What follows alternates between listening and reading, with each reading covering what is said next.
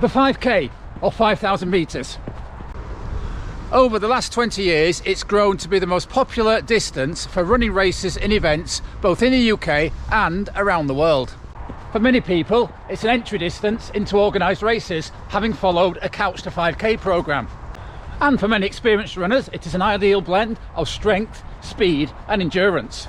Over the course of my running career, I've taken part in over 600 running races and events over that 5k distance, on road, on track and on trail. And starting with a time of 26 minutes and 40 seconds, over those 600 events, I progressed to be able to run well over 300 of them in a time of 20 minutes or lower.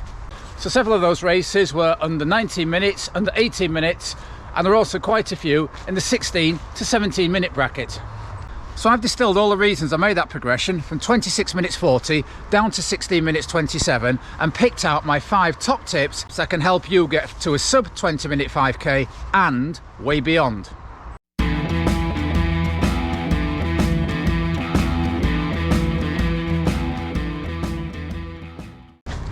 So the first and most obvious thing you need to do to be able to execute a sub 25k is to train yourself to be in sub 25k shape.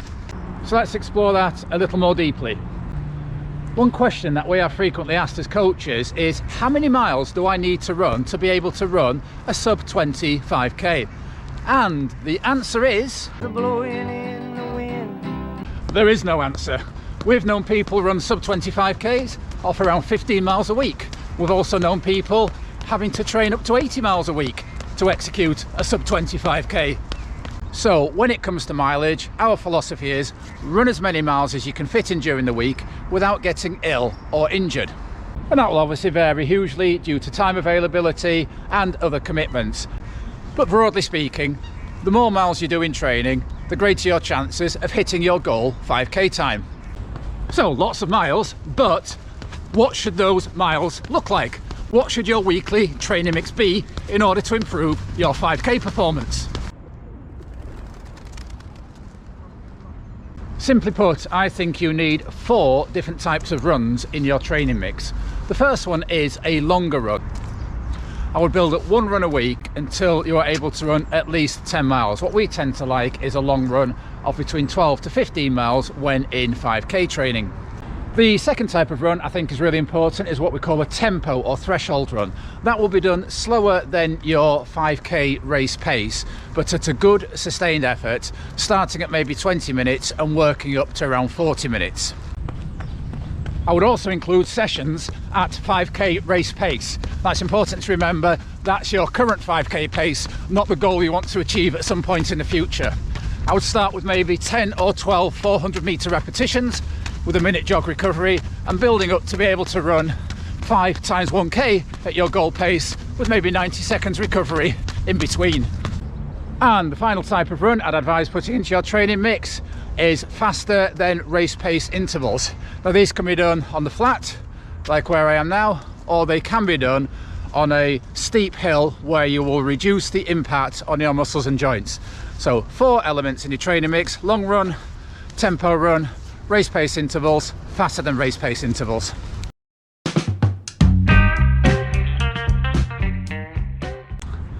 So you've done the training and you've got yourself into sub 25k shape or whatever your personal target is. But it doesn't necessarily follow that your goal time is going to be achieved. There's 4 more things I think are really important to think about in order for you to execute that perfect 5k. So the next piece of advice I think is important to pass on is that you need to choose your race or event really carefully. Not all 5k courses are the same. They have different elevations, some have different surfaces. So you need to pick out an event that's going to give you the best chance of nailing your 5k target. So if you're looking to hit your sub 25k or faster at a parkrun, there's a really useful list of fastest UK parkruns compiled by Tim Gross. I've mentioned it before on this channel, but go and check that out to see which courses near you will give you the best chance of hitting your target. But if 9 AM on Saturdays isn't your thing and you want to enter an accredited 5k race, here's some that we've done recently that we think afford themselves to fast performances. So last year we did the Sale 5k in Wythenshawe Park, Manchester, organised by Sale Harriers. Fantastic race and reasonably cheap to enter. Dawn did a race called the Dawn Faster 5k, clues in the name there. 5 laps of a flat cycle track. Unfortunately it was a hot evening, we didn't get the time she wanted, but if you're looking for a fast course, that's definitely one. And one of our favourite 5Ks, the No Walk in the Park 5K in Chesterfield, which takes place on the first Saturday of every month. We did one race in the Yeovilton 5K Summer Series. The beauty of that is, if you have a go and don't quite get your time, and you live in the area, you can go back and have another crack next month. And my personally favourite 5k is the Dereham 5k in Norfolk. We like to do that every year, and we had a crack at Good Times last summer. And if you want a race that really is fast and furious, look no further than the Mid Cheshire 5k. They do 2 events a year, one in April I believe and one in August. We did the August one last year. It really is lightning quick. Winning times for the men in the 14-minute bracket, and for women I believe in the 15-minute bracket. So those are some fast UK 5k races you might wish to look at. If you've got any other recommendations that people watching this video might find useful for a fast 5k course, drop them in the comments below to help other people out.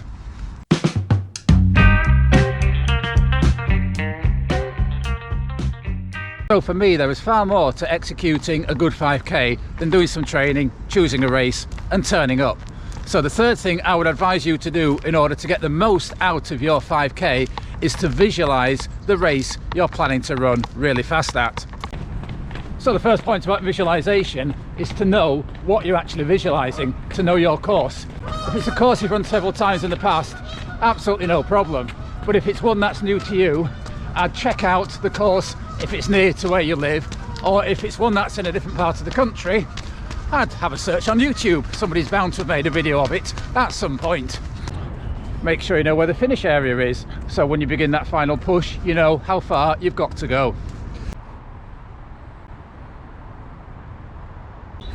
So another important but often overlooked point about visualization is to train your body to run hard at the same time of day that your race is going to take place. If you're doing a morning race and all your hard training is in the evening, it might be a shock to the system at 9 AM to have to put in full 5k effort. Similarly, if your race is at 7 PM and you've not trained to run hard at 7 PM, you might find the tiredness of a full working day something that negatively affects your race if you've not planned for it. Also, try and visualize what the race will look like all around you. For example, I did a parkrun on Saturday where there were 34 finishes under 20 minutes, so you were guaranteed to have people running around you. And in fact, there was a sub 20-minute pace, which is really useful if you're going for that time, so check out if your race or parkrun has one. So check out previous race results and see if you are likely to be running solo or in a good pack at your target 5k time. So that's the externals dealt with. Now we come on to how you will visualize the internal sensations of your 5k race. And as we're talking 5Ks, I'll ditch my usual adherence to the old imperial system of measurement. So, first kilometre, strong and controlled, take no notice of what anybody else is doing, except of course the sub 20 pacer if there is one. Kilometre 2, we're still working hard, but we know there is still plenty left in the tank for the next 3 kilometres of the race. Kilometre 3, we're definitely working very hard now. We're probably up to the heart rate we're going to be able to sustain for the rest of the race, and we can keep it going. Kilometre 4, oh the pain, oh the mental torment, wondering if you can carry on at this pace all the way to the finish, and you can. Kilometre 5, you're not goosed yet. The 5th kilometre is your glory leg, your victory lap, where all that work and all that preparation comes together and you nail that time. So I've been reading a book recently about the importance of mental visualization in running success.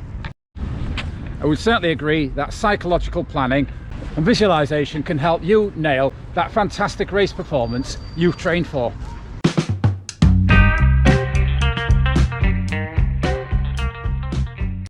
So the fourth thing that I think is really important in helping you achieve that 5k time of your dreams is to dress for success. If you want to run a premium performance, you need to be dressed in your premium gear. For us, that means if it's a paid-for road race, we'll turn up in our club sore vests. And if it's a park run, we have our own sore vests that are non-club branded, but we still like to feel that absolute quality that gives you that extra mental edge when standing on the start line. Quick note, we're not sponsored by Saw or anything, we just know that we feel really good, as do our club mates, when we pull on that vest. I also make sure I have my favourite fitting pair of shorts, which happens to be a Run Hill pair, and then the all-important footwear. Now, there are several channels devoted to reviewing shoes on YouTube, and I wouldn't even deign to try to do so. I can just tell you what my go-to trainers are if I want to run a fast 5k. So I'm a massive fan of the Adidas Takumi Sen range. I've got 2 pairs of Sen 8, a pair of Sen 9 I wore last week, and I've seen some extremely positive reviews about the Sen 10s too. So that's my go-to shoes if I want to feel my best. So what shoes would you reach for if running a fast 5k was your sole purpose? Other minor but overlooked bits of kit to consider are gloves. No gloves. If it's a very cold day, you don't want all your training and carefully laid plans to go to waste because your hands are cold and you find yourself distracted and not able to concentrate on executing that fast time you've trained for. So the fourth thing to do if you want a premium performance is to dress in your premium running kit.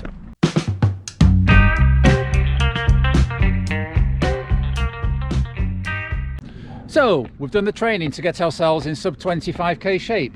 We've picked out a good race that we could run a sub 25k on. We've checked out and visualised how that race may pan out for us and for other people around us. But what happens in that half an hour or so before the starting gun goes can make or break your sub 25k chances. You really should be doing a good warm-up using the ramp principle, and I'll explain that in a little while. The last thing you want to be doing is starting your race with stiff, cold, unactivated muscles. If you do so, at worst you're at risk of pulling something and throwing all your chances out the window, and at best you'll spend the first kilometre or so feeling really sluggish, falling off pace and mentally not being at the races, even though you physically literally are at the race. So a ramp warm-up are for raise your heart rate and body temperature by a 10 to 15 minute light jog. Activate those key muscle groups by doing a series of exercises which activate your glutes, your hamstrings and your quads. These may include lunges, squats and squat jumps. Mobilize those hips, do some leg swings, side to side, forward and back, open the gate, close the gate. If you do so, you'll find when you set off you'll feel a lot looser and a lot more fluid. And P, potentiate. Perform a series of drills such as fast feet, strides, A skips, B skips to get your body primed for the specific motions of running and racing hard.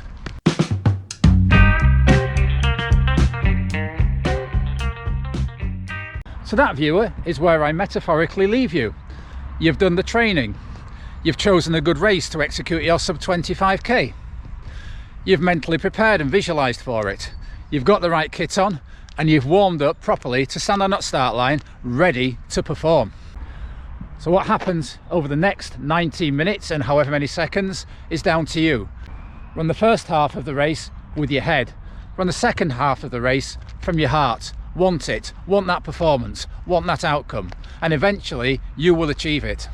Because the great thing about 5Ks, if you've done steps 1 to 5 properly and it doesn't happen on any particular day, like it didn't happen for me last Saturday, 2010 was my final result, I can go again next Saturday if I want with all those good things in place and ready to roll out again.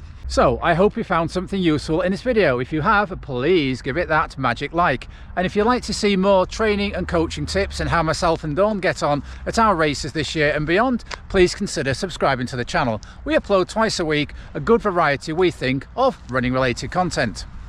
So until next time, keep on keeping on. Keep on keeping on.